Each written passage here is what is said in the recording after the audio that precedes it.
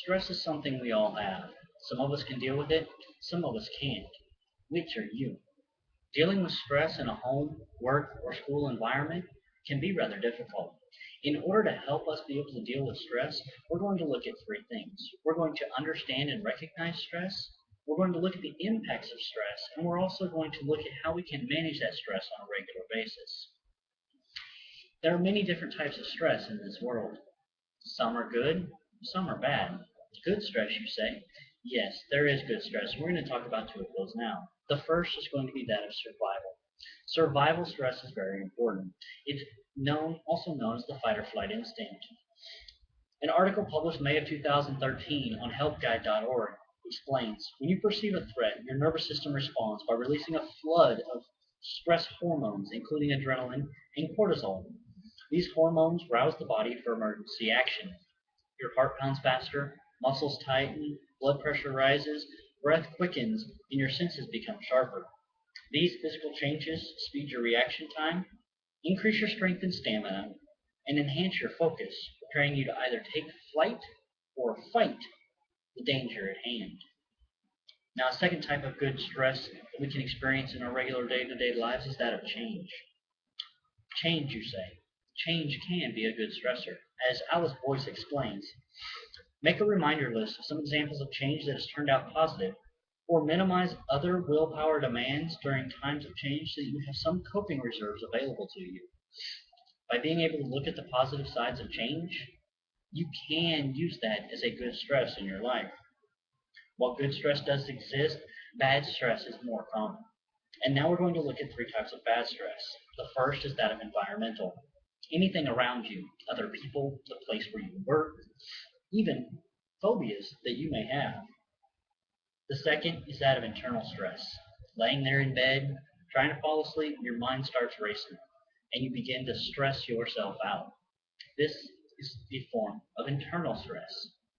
And the third is going to be that of fatigue and overwork.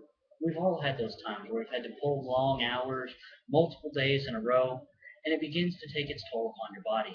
It doesn't allow your body to recover and build those natural barriers to stress. Some of the impacts of stress that we have from stress on a daily basis are good and bad. Some good impacts on us from stress is that of survival. Without the fight or flight instinct, our chances of survival in a bad situation go from slim to none. Our second good type of impact from stress is that of an increased immune function. Dr. Devar, a professor at Stanford University, explains that during a fight or flight response, organs like the skin and underlying tissues are likely to be damaged or wounded by a stressor, a predator. Enhanced immune function in the organs during times of stress would ensure better protection. So, during those situations, stress can actually increase our body's immune function and ability to adapt to changing environments. Now, there are many bad impacts to stress. The first is for chronic stress. The first is that of decreased immune health. Dr. Debar goes on to explain bad effects of chronic stress. Chronic stress has been shown to accelerate cancer progression by inhibiting protective immune responses, enhancing harmful immune responses, and increasing blood vessel growth factors and enzymes that break down proteins that enable tumors to grow. Chronic stress does lead to health problems. The second bad impact from chronic stress is that of depression. According to the Center for Disease Control, 1 in 10 Americans currently suffer from major depression disorders. And third is going to be that of drug dependency. Many individuals, not knowing how to manage stress, turn to cigarettes, alcohol, caffeine, other illicit drugs to be able to deal with their problems on a regular basis. Understanding the impacts and understanding what stress we have in our lives, we can learn how to manage that stress. And I'm going to give you 3 ways to manage stress in your day-to-day lives. The first is going to be that of exercise.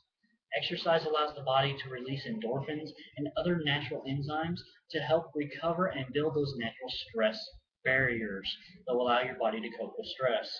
The second is going to be find a hobby. Take those few minutes of every day, whether it's 5 minutes, whether it's an hour, out of each and every day to do something that you enjoy doing, to take your mind off of the problems of the world. And a third is going to be that of eating healthy.